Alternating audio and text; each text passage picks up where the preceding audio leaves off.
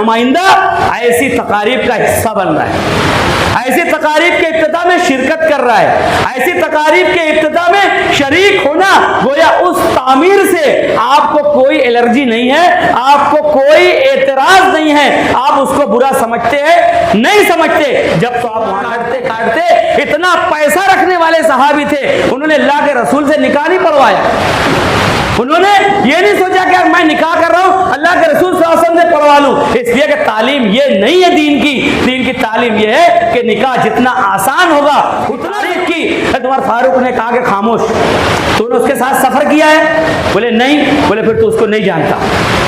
अगर तूने उसके साथ सफर नहीं किया है तो उसको नहीं जानता। साबिर बाबा यहां बैठे हुए हैं, 300 किलोमीटर का पैदल सफर आसिफ साहब के साथ उन्होंने किया है, जिसका मैं गवाह हूं, और वो गवाही दे रहे हैं कि आसिफ साहब सच मजहब के बारे में इतना मुखलिस है, जिसके सामने आखिरत का तस्वुर नहीं है, वो अपने मजहब के बारे में इतना मुखलिस है। और आपका सच्चा मजहब है, आप पाक मजहब के हकीकी मजहब के 360 बुत, हर बुत को अपनी छड़ी से अल्लाह के रसूल सल्लल्लाहु अलैहि वसल्लम गिराते जाते थे और कहते थे जाल हक व ज़हक़ल बातिल इन्नल बातिल काना। एक मियार होता है हर इंसान का दोस्त बनाने का, वो उस खूबी को परख के, इंसान के मिजाज को परख के दोस्त बनाता है, उस मिजाज को परख के अपना उस्ताद बनाता है, उस मिजाज को परख के अपना सरपरस्त बनाता है। पूरे खानदान में हजारों सैकड़ों लोग होते हैं, मगर इंसान किसी एक चचा को, किसी एक बाबा को, किसी एक खालू को अपने घर के तमाम मामलात के मशवरे में शरीक करता है। सबको क्यों शरीक नहीं करता? नहीं। बोले ई फलाने चचा के तब बुला के ला, 10 चचा है, 20 खालू है, 17 बुआ साथ भाई हैं, खालू साथ खाला साथ भाई। बोले अब तो फलाने के बुला के ला। अपने घर ही मामला है, क्योंकि वो उस शख्स के खुलूस को समझता है, उसके मिजाज को समझता है, उसको परख चुका है, उसको देख तौल चुका है। ऐसे ही शख्स को इंसान अपने करीब करता है, अपना सरपरस्त बनाएगा, अपना उस्ताद बनाएगा, अपना खादिम बनाएगा, अपना दोस्त बनाएगा। यह मेयार होता है इंसानों का। कोविड की बात इन्होंने कहा, उन्होंने क्या कहा कि किसने कहा था तुमको इतनी दूर जमात में जाने के लिए? कितना गहरा जुमला है कि किसने मेरे से पूछ के गए थे क्या?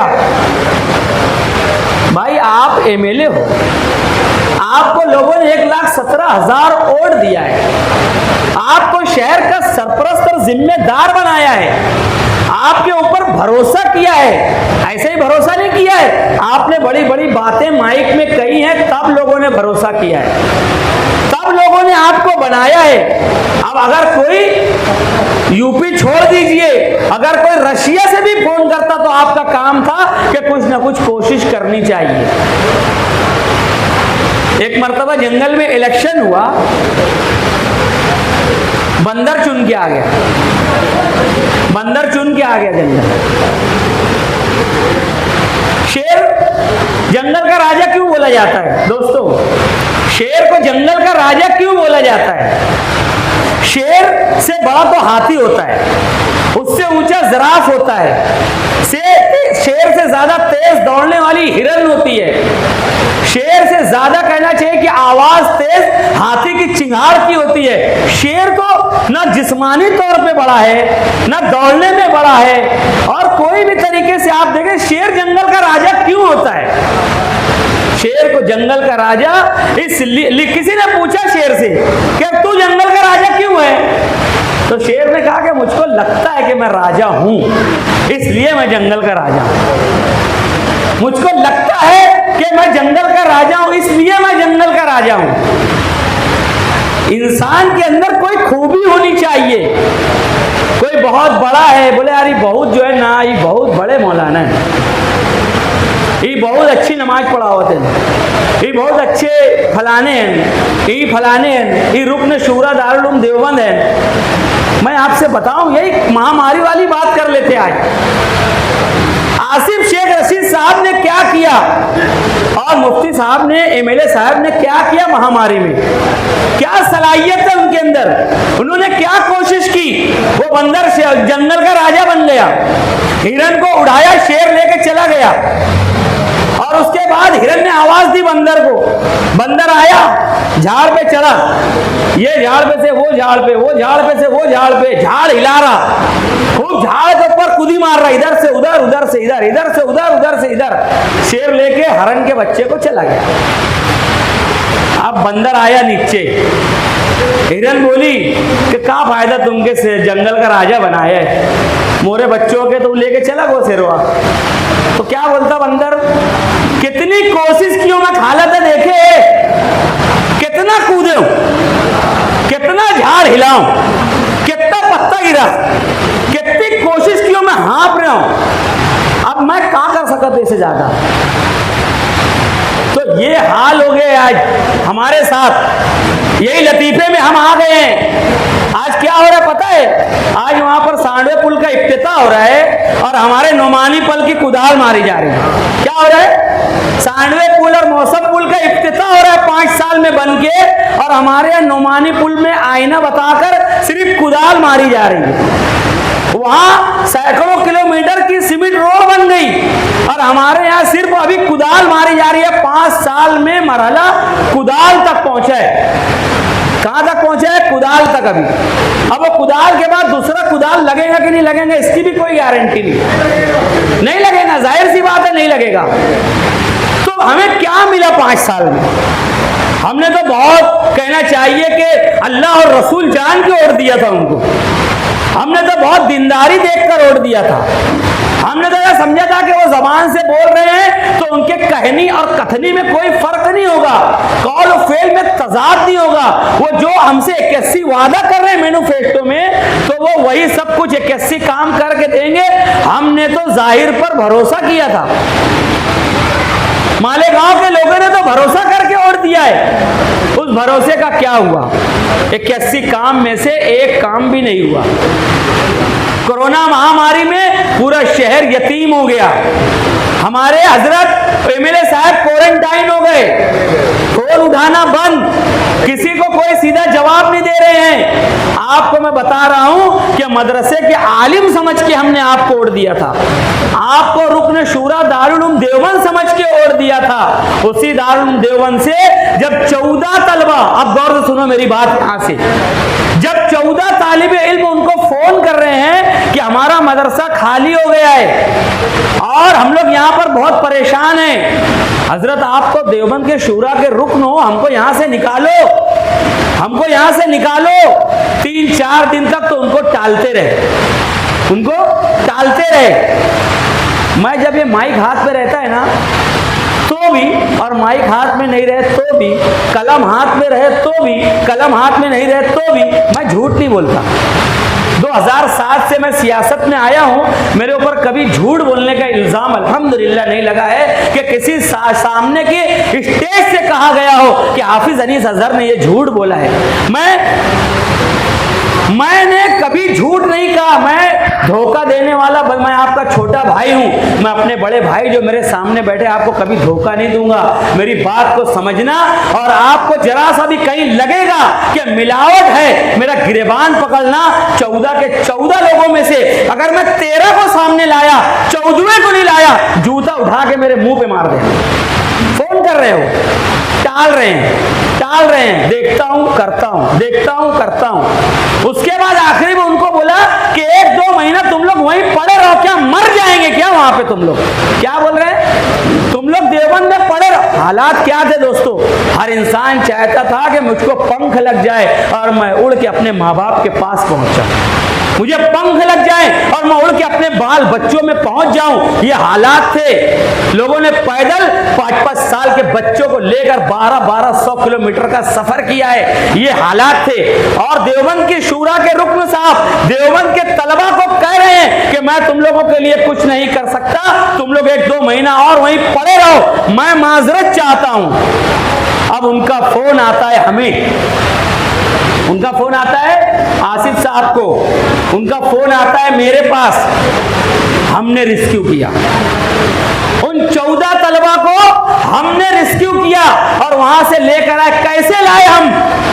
गेट बंद है देवबंद का, हालात खराब है, बाहर कर्फ्यू लगा हुआ है, कोई बाहर नहीं निकल सकता, पुलिस की तलायत गर्दी जारी है, मुसलमान इदारों के ऊपर और ज्यादा कहना चाहिए कि निगरानी रखी जा रही है। वहां पर हमने उन तलबा को बोला कि दीवार कूद जाओ, दीवार कूद जाओ।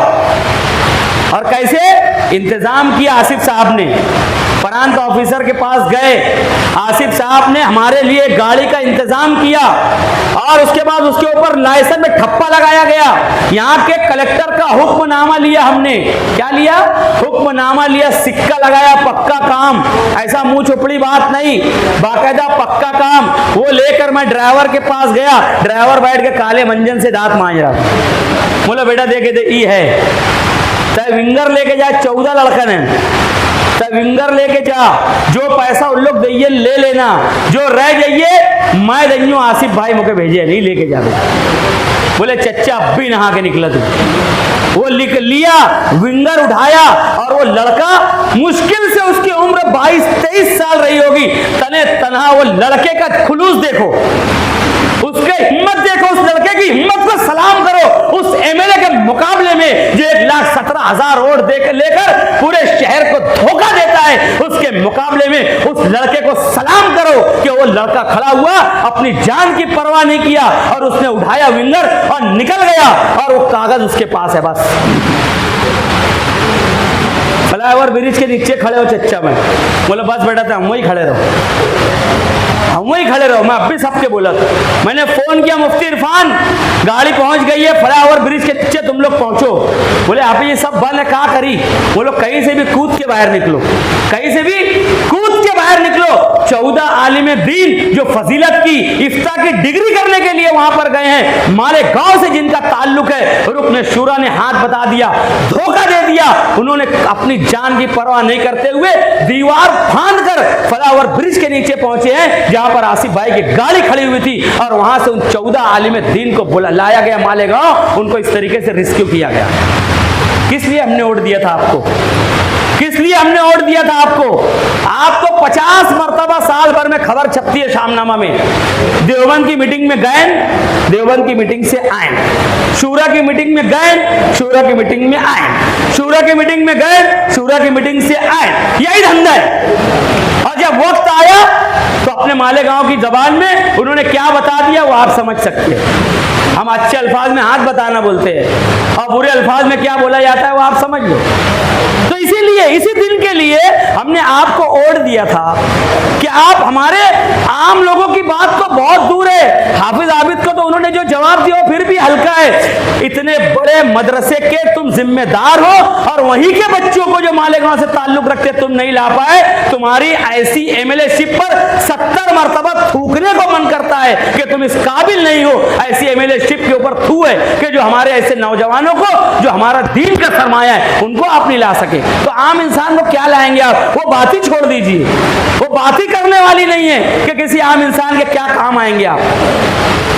कोई गया ना पैसा मांगने के लिए, अभी आसिफ साहब ने तो कितने लोगों को लाया, यकीन जानिए देवबंद से लाया हमने, ढाबिल से बच्चों को लाया, तरकेसर से बच्चों को लाया हमने, अक्कल कुआं से हमने बच्चों को लाया, ये हमने लाया। हमें कोई आलिम दीन होने का दावा नहीं है। आसिफ भाई ने कभी ये नहीं कहा कि मैं आलिम हूं, बगैर जिसका दावा है आलिम होने का, जिसका दावा है उलमा की रहनुमाई करने का, उसने नहीं किया ये रेस्क्यू ऑपरेशन। आसिफ भाई ने अपनी जेब से पैसा लगा कर किया। 8 गाड़ी गई थी ढाबिल, कितनी गाड़ी गई थी? 8 सोमो गई थी, 8 ढाबिल, 3 सोमो गई थी तरकेसर, ऐसे ही 5-7 गाड़ी गई थी अक्कल कुआं। इस तरीके से रेस्क्यू किया गया। और कोई ड्राइवर ऐसे जाता नहीं जब तक आप उसको कागज नहीं बताएंगे ना, वो नहीं जाएगा। कोई जाएगा ही नहीं, ड्राइवर हाथ ही नहीं रखेगा, उसके ऊपर कागज रहना चाहिए। कोई भी कहीं भी उठा के अंदर कर देगा। कलेक्टर का हुक्मनामा, काम करते करते जब कलेक्टर ने यह महसूस किया कि आसिफ शेख रशीद सही काम कर रहा है, उसने क्या बोला, ये कहीं बोलने वाली बात नहीं है, मगर आपको सुन के हैरत होगी। वो बोलेगा साहब मेरा सिक्का लेके जाओ। क्या बोला उसने? आसिफ साहब मेरा एक सिक्का लेके जाओ, और जब तुम काम सही कर रहे हो मारो ठप्पा, भेजो गाड़ी और अपने लोगों को बुलाओ, ये हमारा शहर है, ये हमारे लोग हैं। ये मामूली बात है, ये मामूली बात है। ये लीडर कौन है? एमएलए कौन है? मुफ्ती साहब। है, काम कौन कर रहा है? आसिफ शेख रशीद। और ऐसे वैसे नहीं, जिसका पैसा घट रहा है गाड़ी का, आसिफ साहब दे रहे हैं पैसा। जितना जिसको पैसा कम ज्यादा मिल रहा है, आसिफ साहब से जाके ले ले। तो दोस्तों ये बात है, और हम ईमान वाले हैं। अल्लाह के रसूल सल्लल्लाहु अलैहि वसल्लम ने जब मक्का फतेह किया तो अल्लाह के रसूल सल्लल्लाहु अलैहि वसल्लम ने सबसे पहला काम क्या किया वहां पर? जब अल्लाह के रसूल सल्लल्लाहु अलैहि वसल्लम ने मक्का फतेह किया तो हज़रत बिलाल रजी अल्लाह तआला अन्हु को कहा कि आप काबा की छत पर चढ़ जाइए और वहां पर अजान दीजिए। हजरत बिलाल रजी अल्लाह तआला से क्या कहा कि काबा की छत पर चढ़ के अजान दीजिए।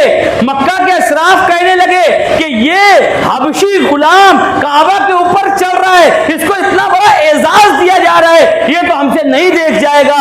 तो अबू सुफियान ने उनसे कहा कि जिस वक्त आगे बढ़ने का मौका था तुम पीछे हटे रहे, आज हबशी गुलाम पर उंगली उठाते हो, तुम्हें कोई हक नहीं है कि उस हबशी गुलाम के काबा की छत पर चढ़ने पर एतराज करो।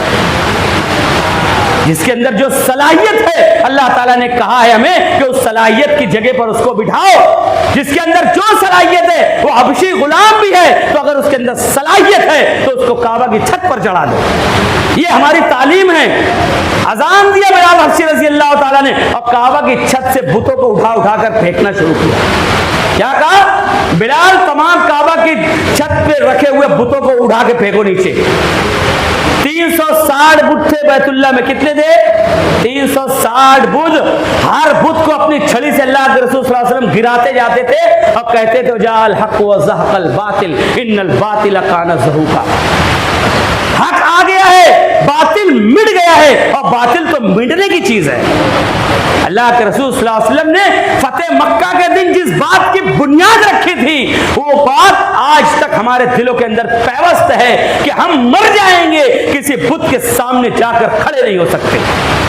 हम तबाह हो जाएंगे, हमारी औलाद छीन ली जाएगी। और ऐसा 100 मरतबा हुआ है फसादात में, जब मुसलमानों ने अपनी जान दे दी है मगर जय श्री राम का नारा नहीं लगाया उनके बोलने पर, जय भवानी का नारा नहीं लगाया उन्होंने उनके बोलने पर, नऊज़ बिल्लाह। अपनी जान दे दी, अपने बच्चों को कटवा दिया, मगर कभी नहीं मुसलमान इतना गैरतमंद होता है। बुत परस्ती नहीं करता, बुत के सामने खड़ा नहीं होता, बुत की तरफ से जाता नहीं, उसकी तरफ देखकर कुछ करना पसंद नहीं करता ये मुसलमान। बुल्डाना में इर्तिदाद की लहर चली, तस्वीर की पूजा होने लगी मुसलमानों में। उलमाए किराम पूरे महाराष्ट्र के बुल्डाना के ऊपर उन्होंने धावा बोला, और वो चंद हजार जो लोग थे उन लोगों को उस जंजाल से निकाला, उनकी इस्लाह की, उनकी तरबियत की, और बुल्डाना के उन पहाड़ी इलाकों में बुत परस्ती का खात्मा किया जो मुसलमानों के अंदर दर आई थी। और आज हमारे हजरत क्या कर रहे हैं? शिवाजी के पुतले की इफ्तिताह कर रहे हैं, वहां पर शरीक है। तो उधर से जाने का भी नहीं, अपने को तो मालूम पड़ेगा कि उधर शिवाजी के पुतले का इफ्तिताह, अपन तो अम्बेडकर पुतले से निकल जाएंगे। जाएंगे क्या भाई? अब काहे को जाने का? जाने ही नहीं, अपना ईमान ही गवारा नहीं करता। जब अल्लाह के रसूल सल्लल्लाहु अलैहि वसल्लम कहते हैं कि तुम किसी बुरी चीज को देखो, अपने हाथ से रोक दो। अगर हाथ से नहीं रोक सकते, जबान से रोक दो। जबान से नहीं रोक सकते, दिल के अंदर बुरा समझो। ये ईमान का अज़अफ़ तरीन दर्जा है, कमजोर तरीन दर्जा है कि तुम किसी बुराई को दिल में बुरा समझो। ये तो बहुत दूर की बात है कि हम खुद वहां चले जाएं, उधर से गुजरना गवारा नहीं करेंगे हम। कोई गवारा करेगा? उधर मालूम है कि उधर ऐसा हो रहा है, अपन उधर जाएंगे नहीं, काहे को? अपने तो 1 किलोमीटर पहले ही से दूसरा रास्ते पे कट लेंगे। मगर हमारे एमएलए साहब जा रहे हैं, हमारे एमएलए साहब जा रहे हैं। बचपन में आप लोगों ने देखा था ना, वो लड़के बच्चे लोग, एक आगे रहता, फिर एक उसकी खमीस पकड़ के पीछे रहता, फिर एक उसकी खमीस पकड़ के पीछे रहता। ऐसी ट्रेन बना के टूर टूर टूर टूर करते करते चलते थे। यही अपनी रेल थी। बचपन चला गया, अब बच्चे वैसा खेलते नहीं है, मगर ऐसा खेल आज भी हमारे एमएलए साहब की तरफ से खेला जा रहा है। इनके पीछे 4 लोग इनका कुर्ता पकड़े हैं, ये आगे दादा भूसे का कुर्ता पकड़ के टूर टूर कर रहे हैं, काम कुछ हो नहीं रहा। बुत परस्ती मना है, उधर जाना मना है, उस चीज को दिल में बुरा समझना है, वहां से गुजरना मना है। हजरत अली रजी अल्लाह ताला अन्हु, हजरत अबू दरदा रजी अल्लाह ताला अन्हु और दीगर 70 सहाबा किराम रिज़वानुल्लाह ताला अजमईन को अल्लाह के रसूल सल्लल्लाहु अलैहि वसल्लम ने एक बुत को मुनहदिम करने के लिए भेजा। मीलों दूर, कई 100 किलोमीटर दूर अल्लाह के रसूल सल्लल्लाहु अलैहि वसल्लम ने कहा कि जाओ और उस बुत को जाकर तबाह करके उस बुत को गिरा के आओ। इतनी दूर, कई 100 किलोमीटर दूर मदीना से अल्लाह के रसूल सल्लल्लाहु अलैहि वसल्लम ने जाओ और उस बुत को गिरा के आओ। हजरत अली रजी अल्लाह ताला अन्हु गए, वहां के लोगों ने कहा कि आप इस बुत को गिराओगे आपके ऊपर अजाब आ जाएगा, आप इस बुत को गिराओगे आप लोग तबाह हो जाओगे, बर्बाद हो जाओगे। हजरत अली रजी अल्लाह ताला अन्हु और दीगर साहबा ने कहा कि इसको गिराने की आगाज ही करने आए हैं, और उनके सामने उस बुत को गिरा दिया गया, ढा दिया गया, खत्म कर दिया गया। ये हमारी तालीम है और ये आज हमारे ऊपर ये हालात है कि हमारा नुमाइंदा ऐसी तकारीब का हिस्सा बन रहा है, ऐसी तकारीब के इब्तिदा में शिरकत कर रहा है, ऐसी तकारीब के इब्तिदा में शरीक होना, गोया उस तामीर से आपको कोई एलर्जी नहीं है, आपको कोई एतराज नहीं है, आप उसको बुरा समझते हैं नहीं समझते जब तो आप वहां तक गए। कुछ तो सीखो कि सामने वाला क्या कर रहा है, वो उसके मजहब के तई कितना मुखलिस है। जिसके मजहब के बारे में, उसकी सच्चाई के बारे में पता नहीं है, वो अपने मजहब के बारे में इतना मुखलिस है। जिसके सामने आखिरत का तसव्वुर नहीं है, वो अपने मजहब के बारे में इतना मुखलिस है। और आपका सच्चा मजहब है, आप पाक मजहब के, हकीकी मजहब के मानने वाले, आपको अपने मजहब का कितना एहतराम है, आपको अपने मजहब की कितनी पड़ी है, आप अपने मजहब के ताल्लुक से चीजों को कैसे ले रहे हैं। ये बहुत अफसोस की मकाम है। जमीन और आसमान का फर्क है। वो जो है वो तो उनको लोगों के लिए मुखलिस है ना, हजारों किलोमीटर की रोड, सैकड़ों किलोमीटर की सीमेंट रोड उसने बना दिया, और यहाँ पर हजरत के एरिए का सबसे बड़ा कब्रिस्तान, एशिया का सबसे बड़ा कब्रिस्तान, आप वहां सीधे से जनाजा लेके नहीं जा सकते। कोई बात है, 5 साल हो गए ना, तुमसे इतना नहीं हुआ, तुमसे इतना नहीं हुआ। एक औरत इंसान करके लाता है, अगर वो 5 घंटा चाय बनाने में लगा देगी तो वो इंसान उसको तलाक देगा कि नहीं देगा, ये बताओ, देगा कि नहीं देगा। बोले आप पंचायत बैठेगी, बोले 5 घंटे में चाय नहीं बना पाती, पंच लोग भी बोलेंगे, बोले पहले होके छोड़, बोलेंगे कि नहीं। 5 साल में तुम अपने एरिया के कब्रिस्तान का मामला सीधा नहीं कर पाए। तुम्हारा एरिया, तुमको तो गांव के बारे में पता ही नहीं है कि कौन सी रोड किधर से निकलती है और किधर जाती है, तुमको तो यही खबर नहीं है। खाली आप वोट ले लिए हो, जज्बात से, इस्तेसाल से, बिरादरी वार से, तबका वारियत से वोट ले लिए और जाके 5 करोड़ में सबको बेच रहे, होलसेल में बेच रहे, बीजेपी के हाथों बेच रहे हैं सबको वोट दे। ये क्या मामला मालूम है, जब कारपोरेशन में टिकट देते हैं तो पैसा, और अभी है ना नया काम की, कांग्रेस का टिकट लेते हैं तो पैसा।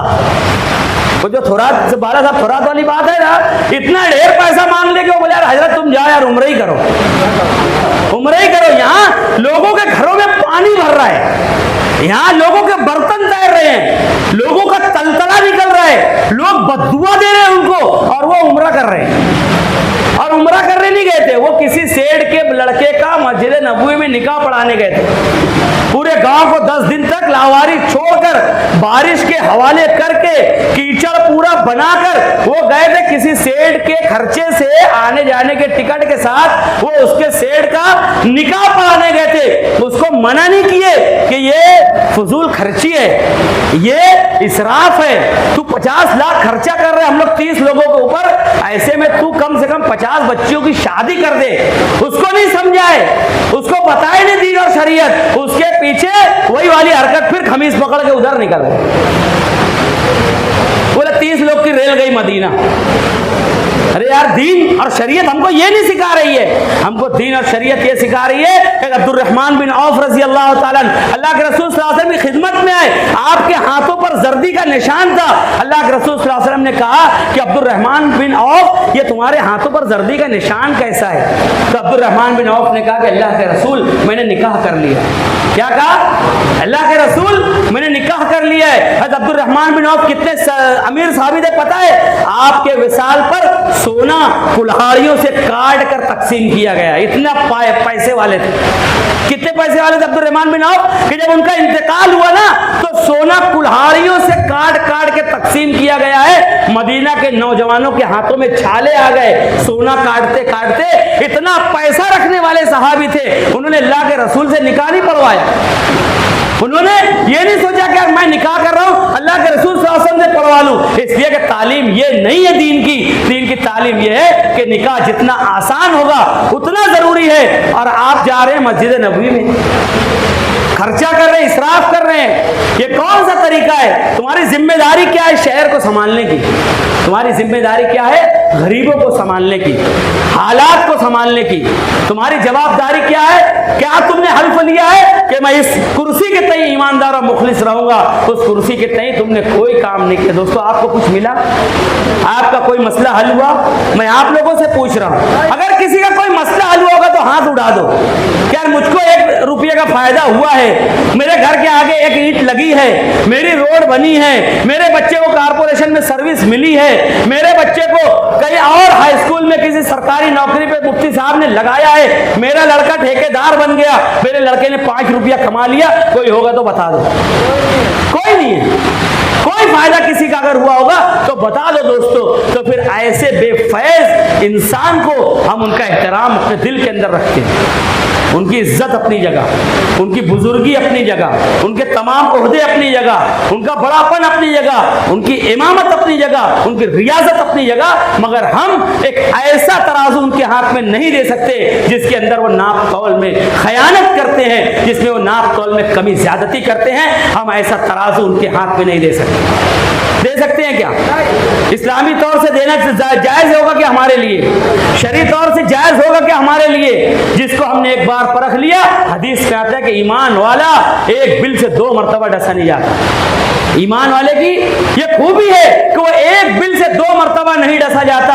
आजमाए हुए को ईमान वाला कभी नहीं आजमाता। दोस्तों, मैं आपको कह रहा हूं कि उमर फारूक रज़ी अल्लाह ताला अन्हु के सामने किसी ने किसी की तारीफ की, उमर फारूक ने कहा कि खामोश, तूने उसके साथ सफर किया है? बोले नहीं। बोले फिर तू उसको नहीं जानता। अगर तूने उसके साथ सफर नहीं किया है तो उसको नहीं जानता। साबिर बाबा यहां बैठे हुए हैं, 300 किलोमीटर का पैदल सफर आसिफ साहब के साथ उन्होंने किया है, जिसका मैं गवाह हूं, और वो गवाही दे रहे हैं कि आसिफ साहब सच्चे आदमी हैं, आसिफ साहब अच्छे आदमी हैं। आज भी वो आसिफ साहब के साथ बैठे हुए हैं। इसका मतलब यह है कि आसिफ भाई की गवाही उनके उस साथी की तरफ से आ रही है जिन्होंने उनके साथ सफर किया है। ऐसा वैसा सफर नहीं, 300 किलोमीटर का पैदल सफर, ऐसे वैसे मौसम का नहीं, मई की चिलचिलाती धूप का सफर साबिर बाबा ने किया है साहब के साथ। वो उनके साथ बैठे हुए हैं। इसका मतलब इनके बारे में मुझे और कुछ बोलने की जरूरत नहीं। तो दोस्तों, मैं आपसे यही सवाल छोड़ के जा रहा हूं आपके दरमियान। आप लोग मेरे से ज्यादा समझदार हो, आप मेरे बड़े भाई हो। आपके जहन में सवाल छोड़ के जा रहा हूं कि 5 साल हो गए इस, और पिछला 5 साल आपका, शहर का, आपके बच्चों का कोई भला हुआ होगा तो बेशक आप मुफ्ती साहब को वोट दे देना, और अगर कुछ भला नहीं हुआ होगा तो उसके बाद आप लोगों को फैसला लेने की जरूरत है। आप लोगों को तब्दीली के अंदर अपनी वोट के जरिए हाथ बढ़ाने की जरूरत है कि आपके ऊपर शरई जिम्मेदारी आयद होती है कि अब आप अपने शहर के लिए स्टैंड लें, अब आप अपने शहर के मुस्तकबिल के लिए फैसला करें, अब आप तब्दीली को राह दें और खुद अपने आप को तब्दील करें कि नहीं, अब तुम 5 साल आराम करो हजरत, अब 5 साल आसिफ के हम लोग देखा थे कहा करा था। तो यकीन जानो पिछले 5 साल में आसिफ साहब ने कितने बड़े बड़े काम किए, वो गिनवाने का वक्त आएगा तो वो भी मैं गिनवाऊंगा। मैं आप लोगों से गुजारिश करता हूं कि जो असेंबली इलेक्शन आप लोगों के सामने है, पूरी तब्दीली मुकम्मल तौर से शहर को तब्दील करने के लिए आप लोगों को वोट करना है और आसिफ शेख रशीद साहब को चुन के लाना है। खुदा हाफिज, अस्सलाम।